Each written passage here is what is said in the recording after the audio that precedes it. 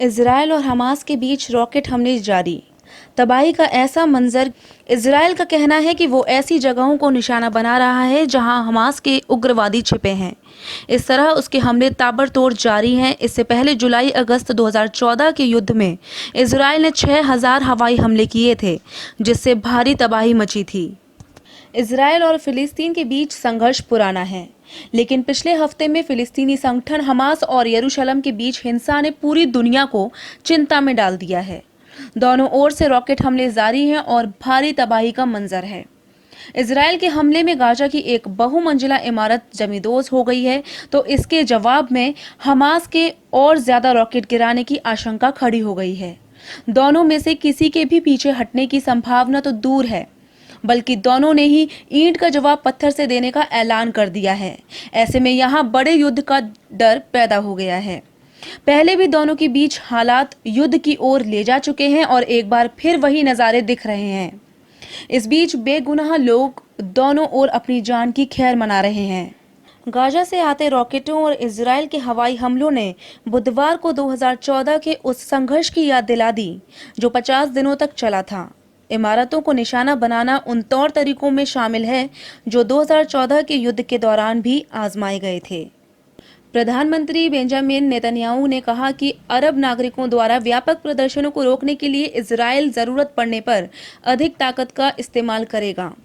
Netanyahu ने बुधवार को कहा कि इजरायल सीमा पुलिस बल की तैनाती करके अराजकता रोकेगा। उन्होंने कहा है कि हमास और दूसरे छोटे इस्लामिक संगठन अपनी आक्रामकता की भारी कीमत चुकाएंगे। इजरायल के रक्षा मंत्री बेनी गैंट्स ने भी कहा है कि ये हमले सिर्फ शुरुआत हैं।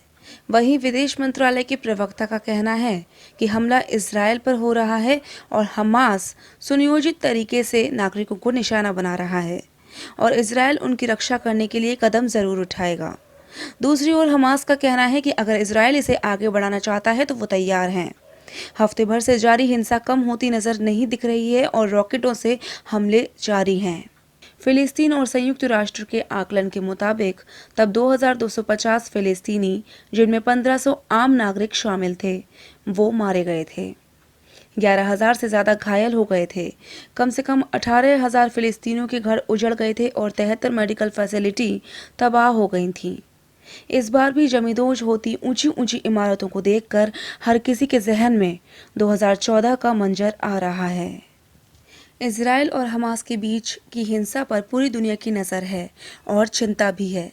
तुर्की के राष्ट्रपति रेसेप तैयब एर्दोगन ने रूस के राष्ट्रपति व्लादिमीर पुतिन से कहा कि फिलिस्तीनियों के प्रति इजरायल के रवैये के खिलाफ अंतर्राष्ट्रीय समुदाय को उसे कड़ा और कुछ अलग सबक सिखाना चाहिए।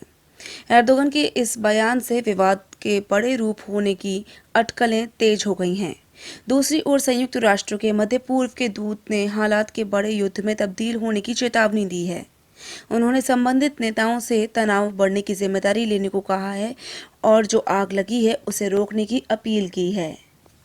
रिपोर्ट्स के मुताबिक हमास के कब्जे वाले गाजा से सोमवार से बुधवार के बीच 40 घंटों में 1000 से ज़्यादा रॉकेट दागे गए। यूँ तो इजरायल ने आयरन डोम डिफेंस सिस्टम से अपनी बड़ी आबादी को इससे सुरक्षित रखा है, लेकिन तकनीकी खराबी के चलते कुछ रॉकेट इससे बच निकले। आयरन डोम एयर डिफेंस सिस्टम की खासियत है कि ये रॉकेट्स को रेडार से पकड़कर हवा में मार गिराते हैं।